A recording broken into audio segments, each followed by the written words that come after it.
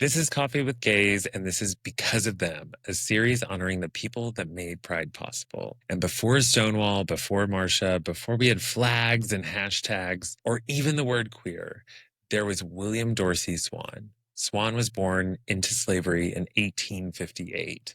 And after emancipation, he didn't just survive, he twirled, girl. He was the first person in American history to call himself a drag queen, and according to some videos, in the world. We don't know. In the 1880s and the 1890s in Washington, D.C., hosted fabulous underground drag balls for formerly enslaved Black men. Picture it, silk gowns, candlelight, music, movement, while the rest of the country was still clinging to Reconstruction. This man was surviving and he was serving. And while the police raided those parties, he fought back, literally and legally. 1896, Swann filed a petition demanding the right to gather in drag, making him the first known American to fight for gay rights. That was decades before Stonewall. This man wasn't just fabulous, he was foundational.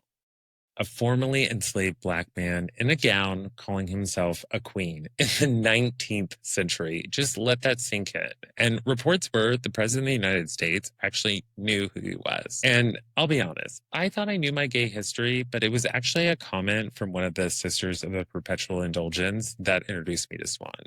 So I had to look it up and I was like, I have to do a series on Because of Them for this man, Swann. And that's the thing. We all have more to learn.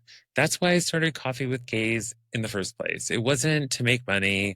It wasn't for merch. It was because I love history and I needed a hobby and I needed to find my spirit and to find my people. Pride isn't about Walmart and what they're putting on the shelf or what tacky stuff Target has come up with this year, right? It's about our people and finding them. We talk about people like this on our new episode with Save, looking back on the lives that made Pride possible. So let me ask you, who made Pride possible for you? And I'll say, who showed you that resistance can wear a gown? Drop their name, tell their story, and follow Coffee with Gays for more stories and tributes like this one. And who else do you think I should talk about? Because Pride didn't start with us, and it sure as hell doesn't end here. Follow us for more.